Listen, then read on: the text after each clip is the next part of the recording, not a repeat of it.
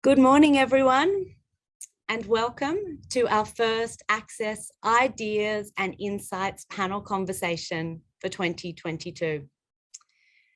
Before I begin, and in the spirit of reconciliation, Accessible Arts acknowledges the traditional custodians of country throughout Australia and their connections to land, sea, and community.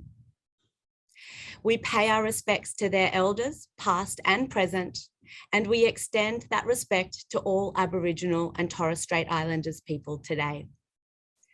This morning, I'm joining you from Gadigal land, and I encourage you all to write in our chat box where you are joining from today. My name is Marika Pero, and I am the Arts Development Manager at Accessible Arts. For those of you who are new to us, Accessible Arts is New South Wales' peak arts and disability organisation.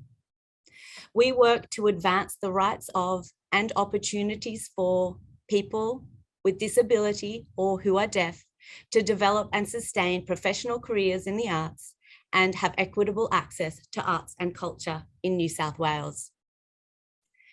I am thrilled to have you all join us today in our conversation about access and institutional change within the performing arts.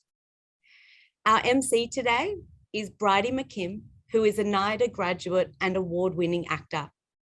You may recall Bridie from her role in The Heights, where she played Sabine, who was one of the first characters with disability in a lead role on Australian screens. Today, Bridie will be speaking with Janelle Ryan of Accessibility Operations at the Sydney Opera House, Joanne Key, Executive Producer from Riverside National Theatre of Parramatta, and Justine Schur-Pearson, CEO and Executive Director of PACT. If you have any questions today, please use our Q&A box. And if we don't get an opportunity to respond directly to your questions during this session, we will endeavour to do so in due course. Once again, thank you so much for joining us today. And I'd now like to hand over to Bridie and our panellists. Hello, everybody, and thank you for joining us here today for our panel. I just want to acknowledge I'm coming to you from Turrbal and Yugara land here in rainy Brisbane. I wanted to start by asking a question to you, Justine, a very overarching question, but can you maybe hit us off by discussing what is your organisational approach to access with impact? Yeah. Good morning, everyone. I want to acknowledge that I am coming in from Blackwattle Bay here in Sydney, which is the traditional lands and waters of the Gadigal and Wangal people. I'm new to PACT, so I started in August last year during lockdown, which is a fun gig for, I'm sure many other people have done it in the last couple of years as well. And so I'm really in the process of sort of building our organizational approach and kind of reviewing the way that we do programming, etc., and looking at access and inclusion, both from a cultural diversity point of view as well as from a disability point of view.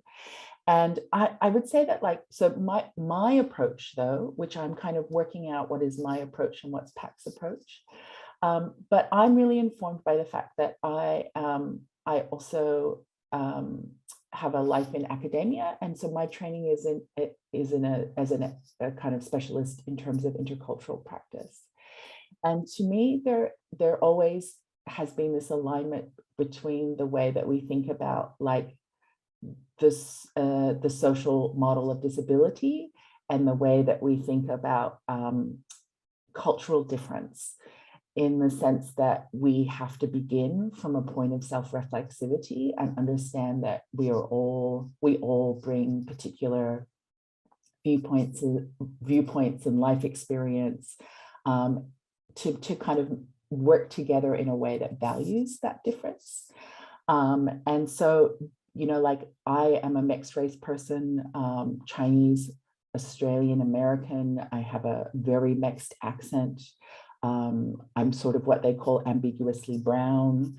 And so, you know, like those things together with, I'm a person with disability as well. I have a mobility disability. I use crutches to walk, sometimes increasingly a sometimes wheelchair user. And to me, all of those things kind of point to the way that I see the world and I relate to people. And so that's also what I want our programming and the way that we work with artists and our staff, our audiences and our, you know, stakeholders to kind of be. Yeah. Yeah, incredible. And Joanne, would you like to discuss your organizational approach? Would you say it's similar to Justine's and what she's highlighted there? I think it is similar.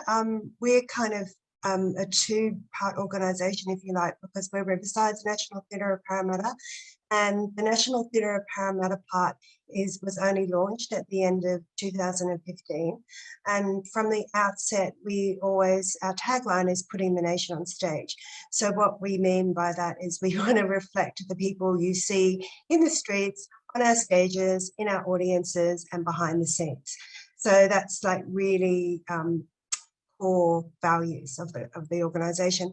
And at Riverside Theatres, actually, I think it's been doing, you know, really been at the forefront of access and opportunities for disability. Riverside has been operating Beyond the Square, a disability performing arts program run every week. And that ends up with performances. We've actually been really keen to present works from people from all backgrounds. And I would say that Riverside was at the forefront of presenting First Nations work. And also because of where we are geographically, we have a lot of diversity as well. So when we're talking about our streets, we're talking about like a fabulous mixture of people.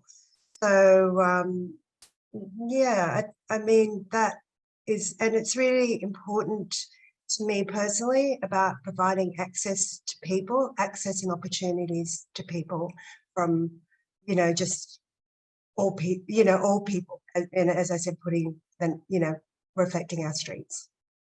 Yeah, absolutely. And I think that would be really empowering for all audiences and all practitioners. Janelle, do you have a similar response within the Sydney Opera House, or do you find that you use different approaches? No, very similar. Actually, I really connected with how Justine phrased it.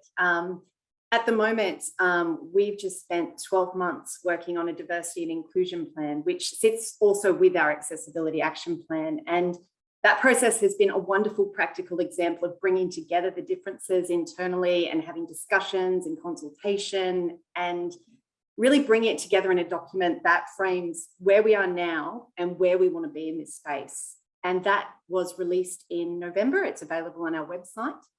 And now is this wonderful time of enacting projects. I'm getting emails from all across departments saying we're doing this, we're going to have these artists, we've got these ideas for projects, we're embedding these things in our processes.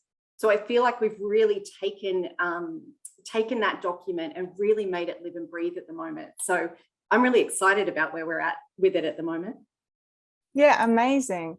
And I guess you all kind of alluded to the fact that approaching access is a constant evolving investment and conversation. But would any of you be able to address specifically how your approach to access has changed recently or over the years? What are the things you've noted? What are the major things? What are the minor things? What are the things that you really think we need to pinpoint? You know, I was going to say, I mean, I think it's really interesting being here on behalf of PACT, Centre for Emerging Artists. We're a small to medium organization, quite at the small end. And like with Janelle and Joanne here, who represent much, you know, like more, you know, bigger organizations, but also they work within the context of like big cultural institutions and precincts and that. And I'm just kind of listening to them, and I went, oh, you know, like I actually think our artists probably lead our organizational change, because we have a very direct relationship, grassroots, and because we're also working with emerging artists, they, you know, emerging arts and emerging artists are sort of at the forefront of, you know, like sort of art form change and organizational change. And you know, like I feel very much my role is about how do I support you to realize the vision that you want to have. And so I would say, you know, like there's a thing in which we're kind of, I often say to my staff, like every project we do is a prototype and we're never going to do it again, because, you know, we are working with artists to kind of realize what they want to do, and they are constantly changing. And so I feel like, you know, so even though I'm new at PACT, PACT is a very old organization. It's one of the oldest in Australia. We were founded in 1964. So I think we even outdate the Opera House. And, you know, so that's a lot of history. That's nearly 60 years of history. And the organization has changed hugely in that time with the changing times that we live in. You know, I think, you know, pre my time too, and currently there are a lot of artists with disability who have a close relationship to PACT. Who are amongst our alumni as well. And it is them coming to us going, I want to do this, how can we do this?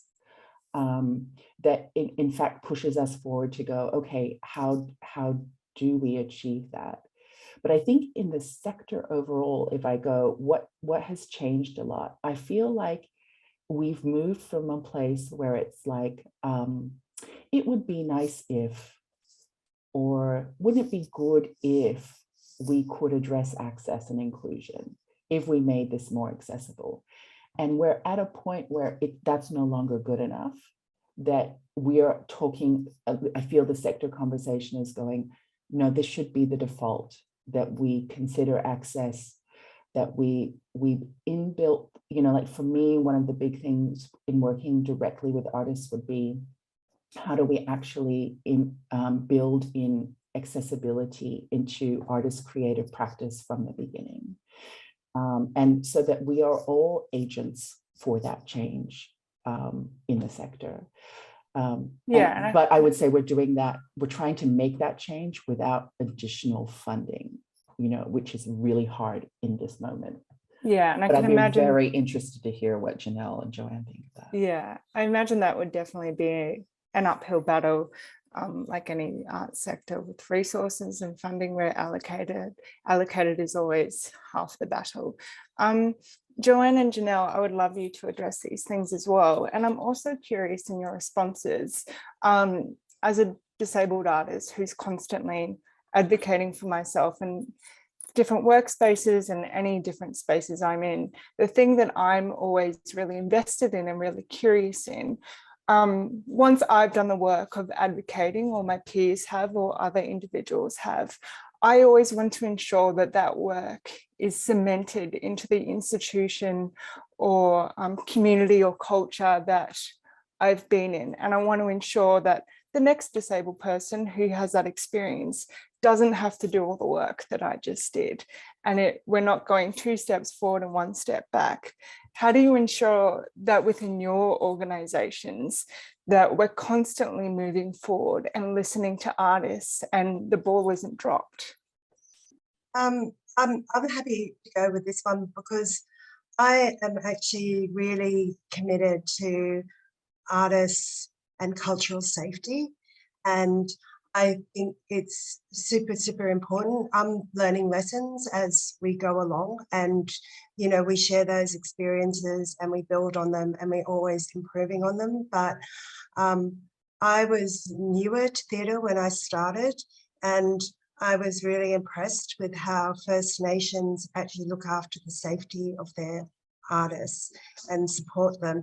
And so I was very committed to actually, I went, this model is really great and important. Why aren't we doing it across the theatre sector?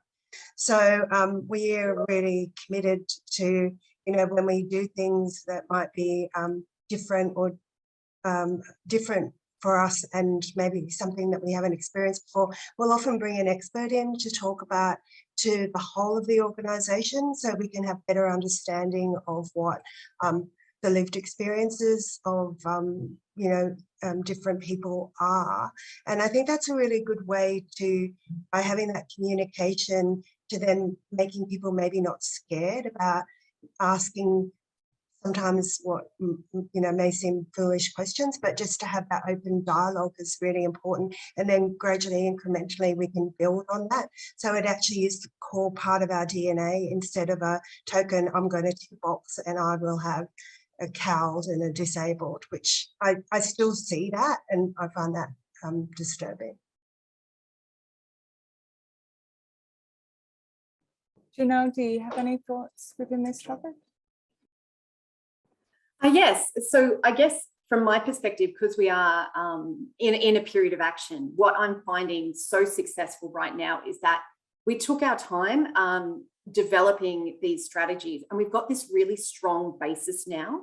So when a project is initiated in one department, in some, you know, in a place as large as the Sydney Opera House, with this framework around us, we're building on it. It's not just one project that then that process or that learning disappears. We are actively creating communication networks across the company, which is really important, so that that lesson is learned all the way across, and that we are embedding change within you know, contracts and access rider situations, and talking about you know, how do we make safe space for artists with disabilities or who are deaf, and that remains and doesn't disappear, as you say.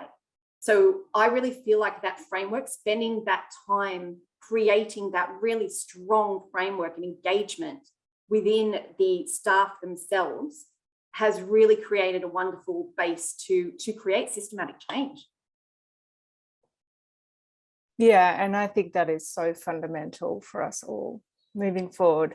That embedded change, that cultural change, that institutionalized change is absolutely fundamental. I am curious from your, I really want to acknowledge that all of you come from different companies that I think Justine particularly alluded to. You, of course, have different resources and different funding plans and all the bits, and I think we really need to acknowledge that. But I really would like to know, what are some of the most effective, specific effective ways that you within your companies have improved accessibility, whether it is physically or culturally? Like, can you pinpoint maybe one or two things that you think have been the game changers? I'm happy to start with that one. So as I just mentioned before, when we're doing specific projects, we try to bring in someone with lived experience, so that's better understanding across the organisation. But as Riverside also is a venue, we also are thinking about the welcome and the space and how we make people feel when they come to us. So we're actually employing people from all sorts of diverse backgrounds, including disability, in front of house. And I think that, you know, like, if you can see yourself reflected when you enter a building, it's actually a little bit more welcoming. And, you know, we've recently changed director, and he's really big on that we actually want to smile at people when they come in, so that there's a warmth, and we go that extra mile to help people. I mean, you know, one of our front of house ushers actually has taken it upon himself to learn to sign, so that there's, you know, opportunity when deaf community comes in, that he will welcome them with signing. So I think all those little things, and it's the people that you have as part of your team, and that they embrace differences. I think that's really important to welcoming, and they're relatively low cost things to do. You know, like, there is, of course, many more things we can do with money, but at least those are just little incremental steps to start with. Can I jump in on that and go, like, I think there is something that both Janelle talked about in terms of, like, that kind of systemic change and the importance of how it starts with people. And this like task of, actually, it's what Joanna's saying as well, that this idea of, like, the organization, yes, is a set of policies and a kind of institutional culture and all of those things, but it's also just a collection of people. And I think, you know, like in a big organization, how a plan becomes a kind of guiding light that then can sustain staff changes is really different for like an organization like PACT, where I'm the one full-time staff member and I have 3 other part-time staff members. So the idea of, you know, like, you know, we lose, if we change over one staff member, we're changing over a quarter of the organization, right? And so I totally get also the frustration that you voiced, Bridie, which I share in many ways too, when I go to the public pool and I'm annoyed about access and all sorts of other things, that like this thing of this feeling for many people with disability that I am constantly like having to be the advocate. But somehow it's not making change in my wake, that, you know, like that I would at least be, you know, like happy to put the work in if I could go, okay, that I'm making it better for other people that come behind me. And so that I think that's a really, you know, probably different issue for like the small to medium sector than it is for larger organizations. But it still comes down to people to me. And so like one of the things that, you know, we're looking at PACT is we're beginning a cultural equity and inclusion plan, which is an intersectional approach that we've decided to combine a kind of disability action plan, a reconciliation action plan, and a cultural equity plan to kind of together, because also that represents the people that we serve in a better way, in a more inclusive way.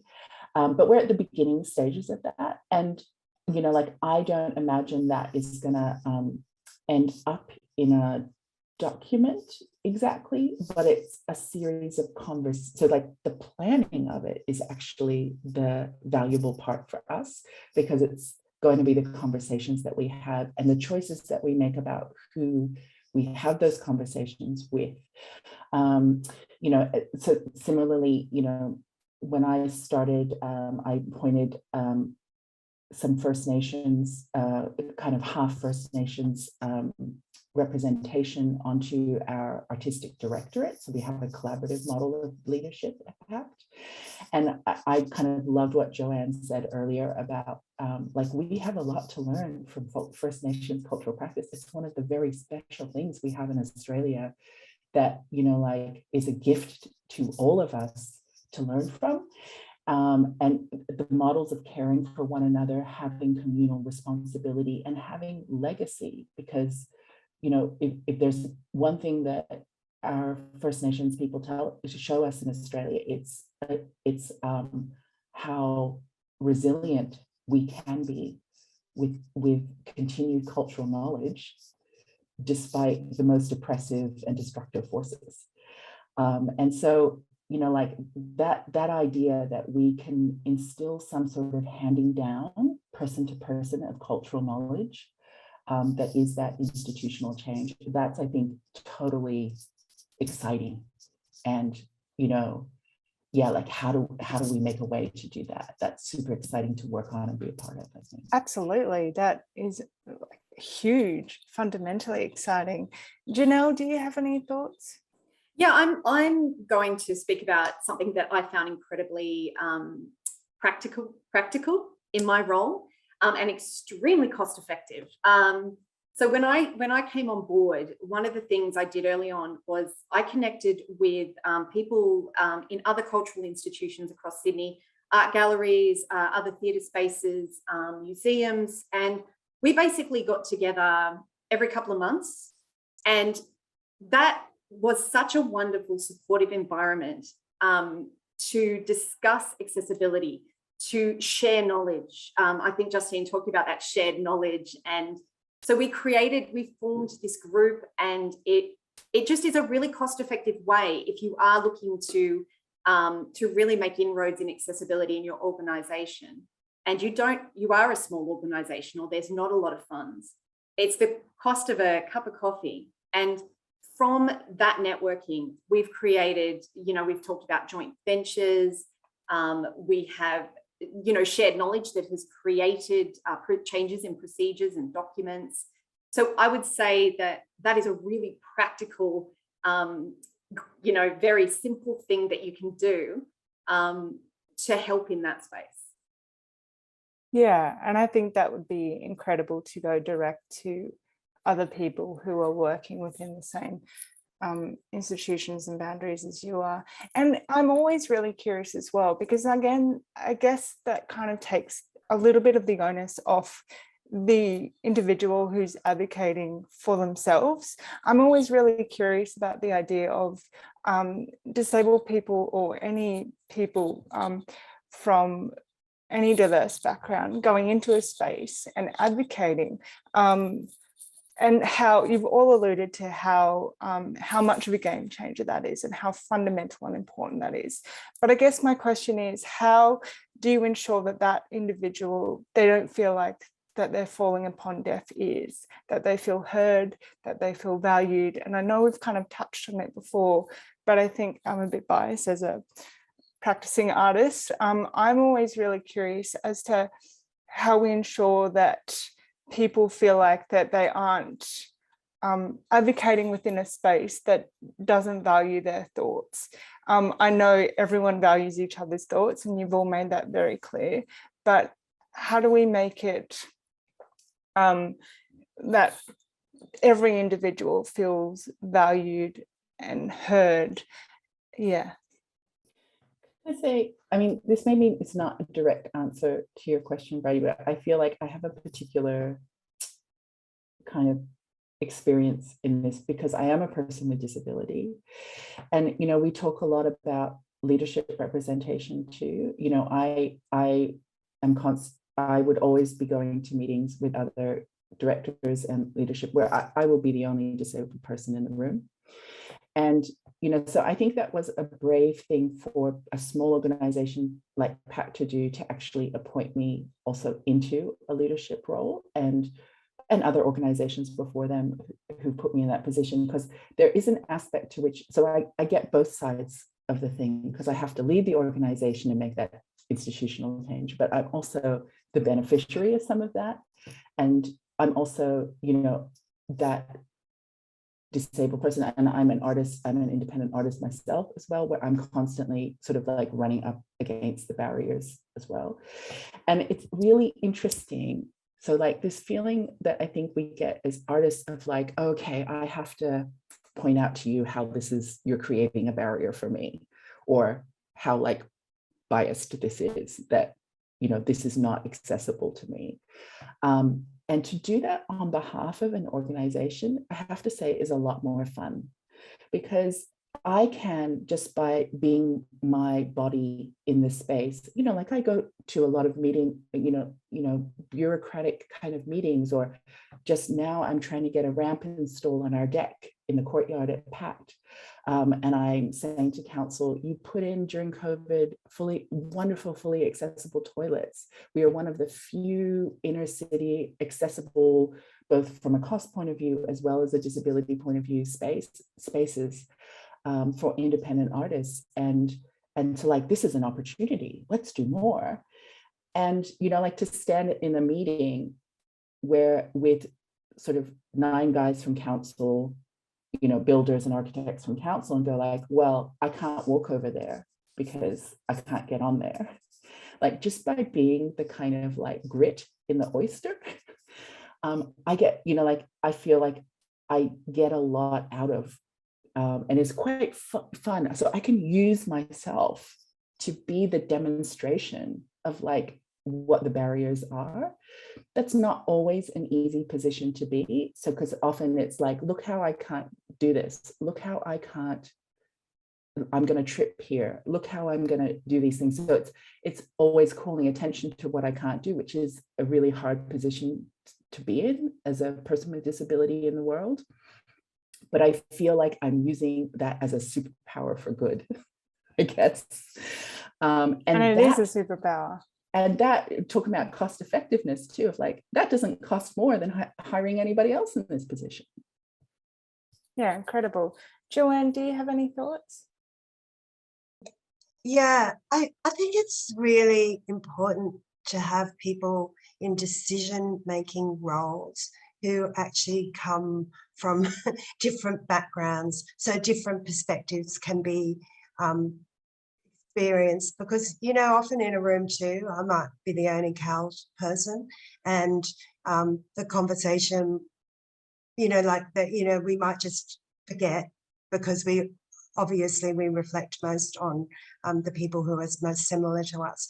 And I think it's really important, and like what Justine is saying, when you're actually in a position where you can advocate and actually allow access, that's so strong. So I can, you know, meet someone and talk to them and go, oh, you want to create that and you want to create it in that way? Well, why not? Let's give it a go.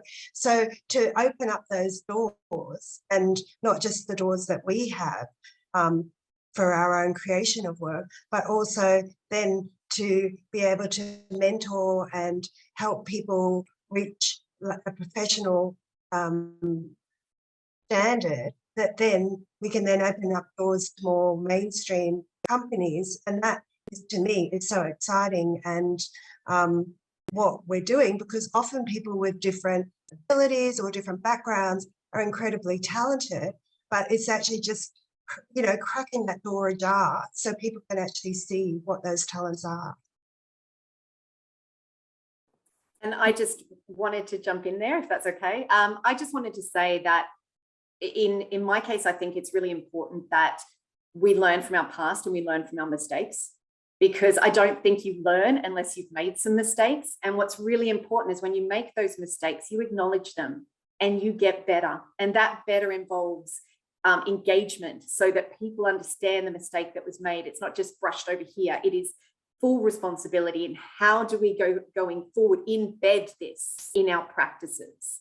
And again, I mean, obviously, Justine, I'm talking about that big organizational, but I think that's really important. I think that if we can just build and learn on each learning, that we're going to get better naturally. Yeah, and that I think makes such a difference. I'm also curious to discuss, when we often talk about accessibility within these venues, I think historically it has really been around the accessibility and the experience of patrons or viewers or visitors.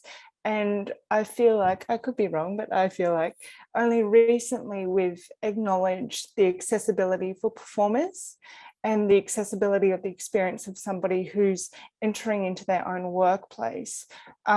Because the norm is that, you know, a lot of backstage areas, a lot of entrances onto stage, a lot of dressing rooms, any backstage, anything like that is historically inherently inaccessible because it doesn't adhere to the same codes as other areas.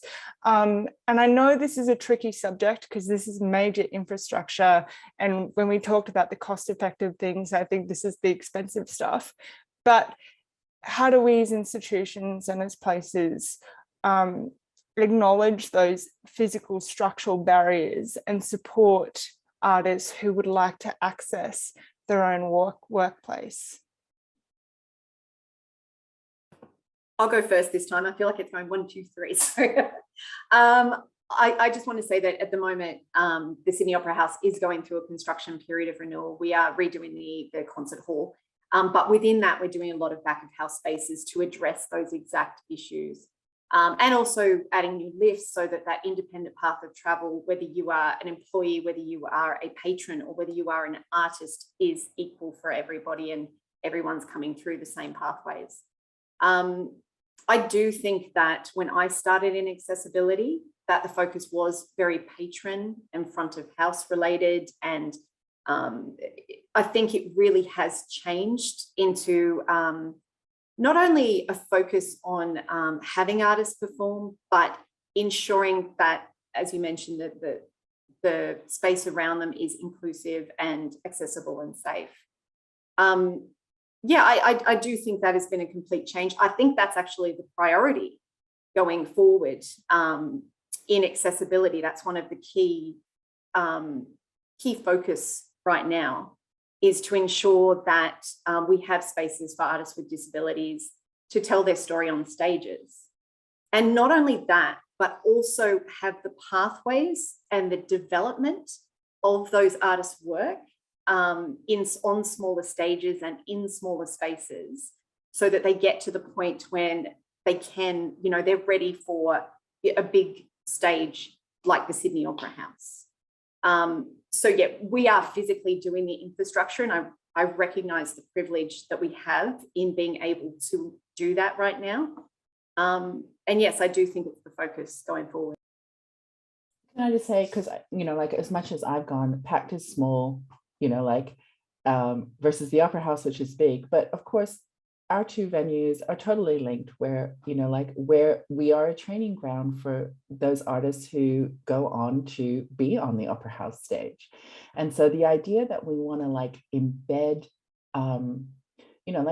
so I'm very aware that I want to be, that we want to have all of those diverse voices on the stage at the Opera House, or whatever we think is our pinnacle stage or something. And that requires PACT to be open to training those people and giving them their first opportunities to make work and discover practice. And actually, more than that, I suppose, in my kind of dramaturgical role and mentorship role in PACT as well, is supporting people to actually articulate a practice that is unique to them. There was a comment in the chat about just we've been talking a lot about physical access and physical infrastructure. And I did want to say, I think, I don't, PACT is not a space. I talked a little bit about the deck. I'm they just replaced the deck. So the idea that they could have replaced it with a ramp instead of stairs is just there are frustrations with the physical infrastructure, but actually I think it's soft infrastructure. If I think, we work with artists who have all gamut of neurodiversity. We're trying to think in terms of, how disability, individual kind of experience of the world sort of informs or can center your creative practice.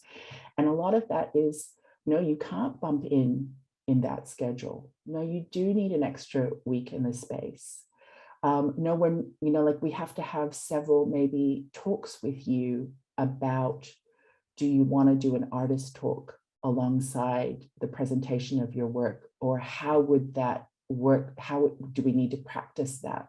Do we need to scaffold that experience in some way that makes it kind of more doable or more approachable? But I feel like that is a kind of way that we deal with all of our artists, because all of our artists have something they're trying to learn, trying to find out new, particular restrictions or barriers that they're facing, that they're trying to find a different way around. And so it's actually time, as much as physical infrastructure seems like one of the hard things, because that, yes, I don't have to have a builder come in for time, but that also has a cost implication. And I think we're always trying to work at speed and do more and all of that. And so trying to take time and give the time that things need, I think is really interesting. We just had a season of Regroup's Coil at PACT. And that one of the things that we did for the first time was do a relaxed showing or a relaxed show that had some adjustments to lighting, adjustments to sound. They stopped in the show when they were going to make loud noises. The audience could talk, but also the audience was invited to the set was sort of like a video rental store, very on stage with all these DVDs and everything, and the audience was invited to kind of before and after the show have a look in that space and explore that space. Now that didn't come about because it was a kind of we want to have some tactile tour, or we want to kind of make this specific to access needs, that we have this different kind of show. But that was a desire of those artists, because for them, the investigation and making of that set was such an interesting and integral part of the show for them, that they wanted to share that with people. And so that's actually what we start then to go about, is like universal access rather than, just thinking of the Absolutely. removal of barriers. Yeah, for some and I people. think, you've really touched on an incredible point of the seamlessness and the integration that accessibility can have, and it can be embedded within the work as well as the institution or the venue or what have you. Joanne, do you have any thoughts on this? And I would really love to hear your response, but also I would love it to touch on the question we have on the chat when we talk about accessibility, not just physical accessibility, but acknowledging the fact that there is a full spectrum of disability and access needs, and how do we even begin to address some of them and be savvy to them and inclusive of them? Yeah, that is good, because actually that was really on my mind, because with the way we operate at National Theatre of Parramatta, we're very, very artist focused on actually caring for, nurturing and supporting artists. And, in terms of, we have had people with, different, high level anxiety, maybe ADHD, OCD. We've just worked with someone. And what is really important to us is that we provide an environment where people feel safe and supported, and that we don't treat everyone it has like a fairly bad rep over the years, where directors, hopefully it's all in the past, kind of directed people and yelled at them and sometimes let them be in tears. So we are like, no, that is just not acceptable. And even if people can't do something, we don't go, why aren't you doing it? Get back to us, tell us what it is. We're more like, we'll kind of try and find out, with super sleuths, what might be the issues around why that person might not feel able to deliver something. And then we'll work out the best process to the right person to speak to them for that situation. And then we'll also at the same time work out some kind of scaffolding so that we can make sure that we don't. The theatre is really stressful, like production week is really stressful. So we try to work out ways that we can actually make people feel supported, and so they can deliver their best work. So that's what's really, really important to us, that whatever space that someone is in, that they are able to feel supported and deliver their best work. We don't always get it right, but we're trying, and to do that through communication. Yeah, and I think it's the inherent nature of even just being aware of it and trying. I think, you're many steps ahead of maybe other certain settings. I also am wondering about, you've all centered the experience of the artists with disability within your theatres and venues. I'm curious to know, how are you investing in accessible programming, and how are you showcasing disabled artists? Is there anything on the agenda? Is there anything you're working towards? Or some of you have alluded to certain opportunities that artists with disability can access. I just wanted to jump in and say that at the moment our producing team is making commitments to a whole lot of work coming up, showcasing artists with disabilities. None I can talk about at the moment, unfortunately. I wish I could. But we do have the All About Women talk on the weekend, and we've got some wonderful panelists that are talking about their lived experience of disability, so do check that out. But our producing team as a whole has made a really strong commitment to reflecting our community on our stages. And that means working with artists with disabilities, telling their stories, and also working with organisations that are disability-led. That's super important as well. So again, I'm really excited about the next few months. I think there's going to be some great announcements. So excited. Yeah, I'm going to say, we just want artists with disabilities and different backgrounds to be part of our world. We don't want them to be other. So we, you know, that they're just included as everyday, as what we just do as every day, and that's what we aspire to. That, of course, we'll reach out and embrace different groups, and we'll celebrate. But we, you know, part of what I'm really committed to is that we live in a world that should be inclusive, and that to do that, we should be all consider each other as, you know, like as the same human beings, and that we really aim to not make people stand out as being different. We want them just to be part of our world. I'm a little bit in Janelle's situation where I can't announce yet, but because of funding. So I'm waiting for some funding, but we are about to put out a call for expressions of interest for kind of our development program for some opportunities at PACT for emerging artists, and there'll be a combination of kind of some structured lab and residency sort of opportunities. And we are always open to artists with disability applying and, you know, getting in touch with us to talk about their work as well.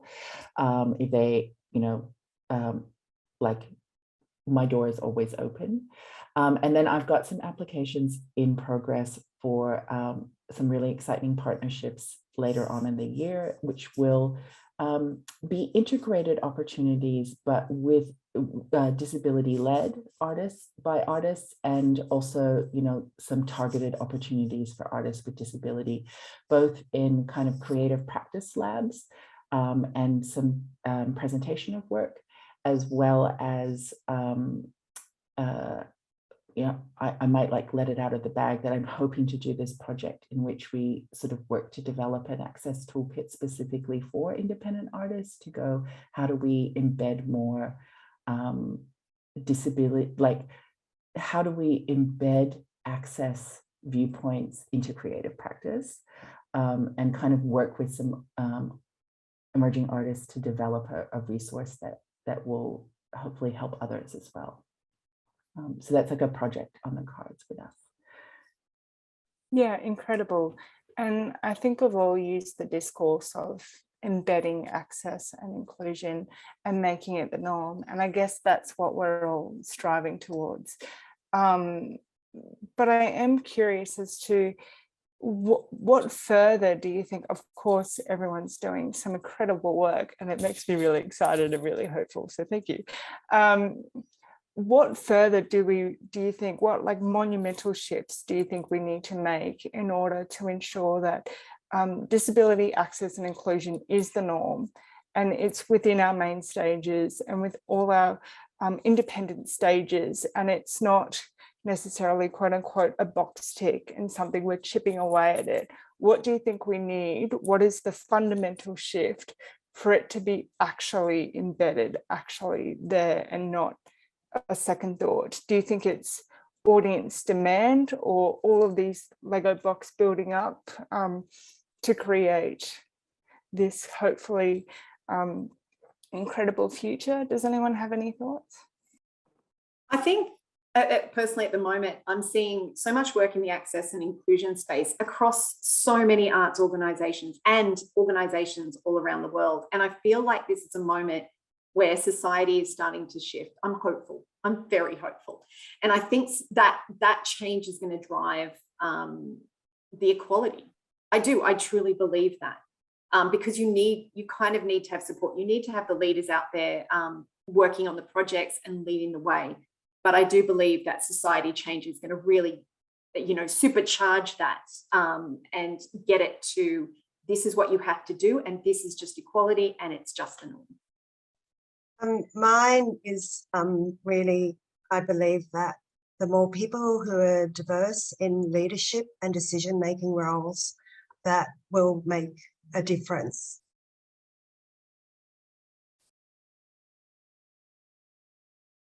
I probably don't have much more to add to that, although what I will say is a bit like, I think we are all shaping what best practice is.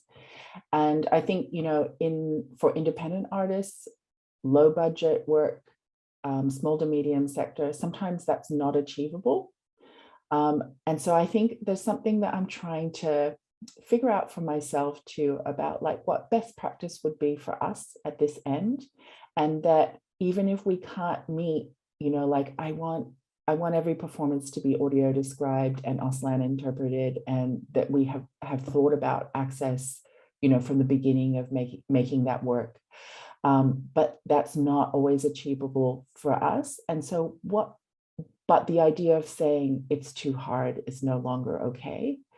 And so what would be better to get better, to get better, to get better? That's, I think, also a space that we need to address of like,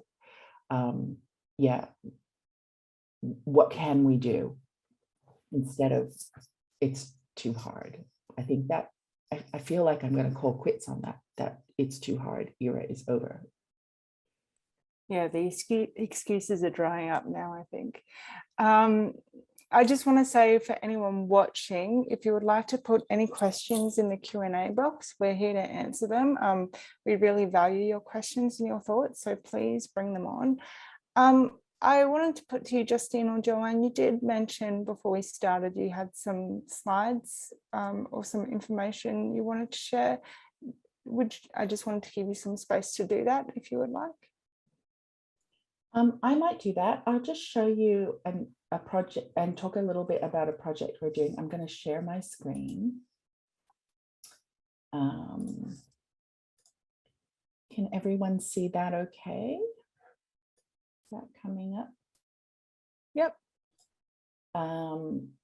And I'm going to just show you this picture here. And what we're looking at is, this is Chris, one of the painters who's been working on a new street mural on the outside where packed as a warehouse in inner city Sydney in Erskineville.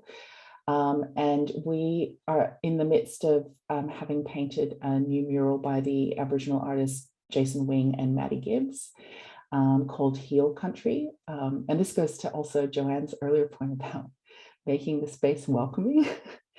This is a big part of like going, this is a space for everyone. What we see in this picture is Chris sitting on the ground on the footpath, and he has got his back to the camera, and we can see like the brick wall of packed coming through a multicolored painting in progress. There's lots of colors, pink and purple and yellow and green and red and blue, and a kind of the shadow of a tree on the street being cast against the building.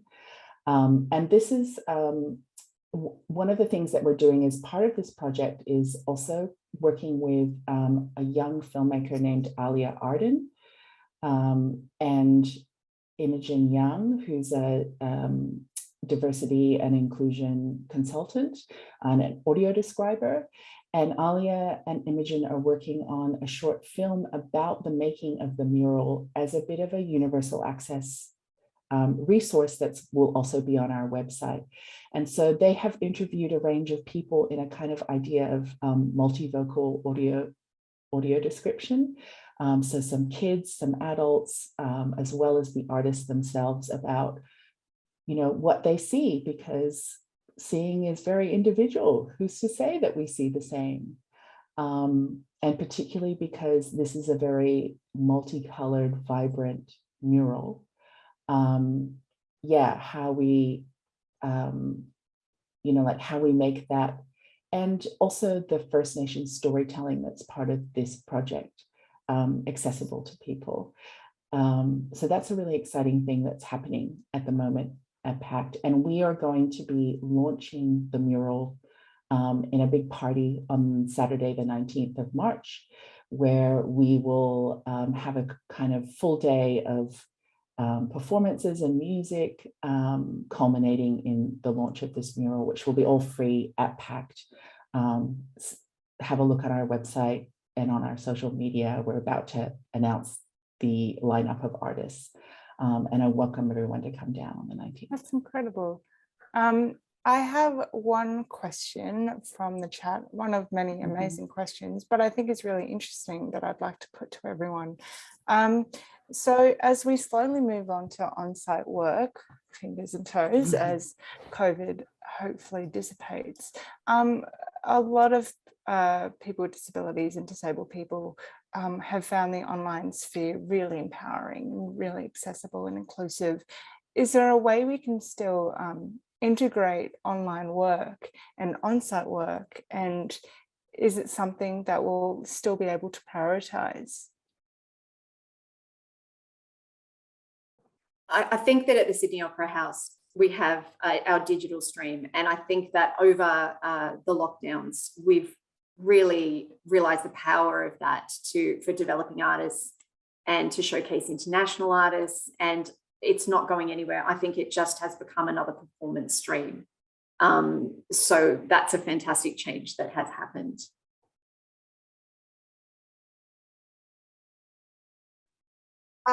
I have to say for us, it's really tricky.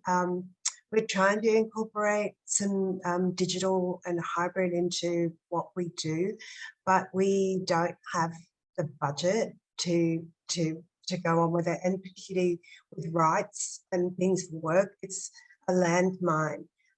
Even, you know, the music that we might choose to use in a performance, the licensing implications are so difficult, which was a little bit with COVID, the rules relaxed, so we're not sure what would happen. So it's something that we're is on our mind about how we do that, because we know it's actually about access and reach. But I have to say it is quite challenging for us as a company. I would agree, super challenging for us at the small end. But I think there's maybe also, like we've talked about a little bit, the difference of thinking about accessibility in terms of audience and accessibility in terms of artists. And yeah, and so like what is possible in terms of working with artists in ways that we have discovered during COVID that use some of the resources that we have in the online space. I feel like that is a really interesting thing to see how we can continue that. Absolutely. And I think, like everything we have discussed today, there's so much nuance. There are so many complicating factors. And like one of our questions have touched on as well, I also want to acknowledge that, you know, disability is one of the biggest and most diverse spectrums of a community. And Justine and Joanne and Janelle, you've all touched on the intersections of it all, and how. Joanne, do you want to say something? No, I know you're wrapping up here, but I just wanted to say something that I hadn't really connected. We've just got a show on at the moment, Guards of the Touch. It's just got 4.5-star reviews, and it's got stunning directorial debut. We have at least 2 people I know of in that cohort, one with ADHD and one with OCD. And I just want to say that it's, you know, it's just really great to be able to give artists an opportunity to actually display what talents and richness that they actually have, and that hopefully those kind of, you know, that they don't become barriers, that we're actually moving away from that. Yeah. So and I think incredible. And I think, like, all those things, all those key points and everything is game changing and life changing for both artists and audiences. And I think it's an incredible and exciting time for everyone within the arts sphere. So I am personally very excited and hopeful, especially after today. So thank you so much for your time, everyone. Joanne, Justine, Janelle, I really value it. I really appreciate it. And as I've said multiple times, I know I'm gushing, like honestly, it's made my month, my week, my year, hearing all your thoughts, knowing that you incredible people are at the forefront of change. And I think there are many generations of people to come that will really benefit from the work. So thank you. And I also wanted to thank everyone for joining us. And I will pass on to Marika. Thank you so much, Bridie. Firstly, I would like to thank all of our panelists. You've all been so generous with your organizational information sharing. It's been a very dynamic conversation. To Bridie, I'd really especially like to thank you for bringing so much of yourself and your own personal experiences into your role as the MC today. You really created such a deeply interrogated conversation, and it was really very inspiring. And finally, to our audiences, having this platform where we can all engage and talk about these issues is the most important thing. So I'm so thrilled to have had so many people join us with this conversation. And if you have any follow-up questions to Accessible Arts, please feel free to reach out to us, info@aarts.net.au, and I hope to have you all join with us in our next panel conversation, which we will be promoting shortly. Have a great day, everyone. Thank you.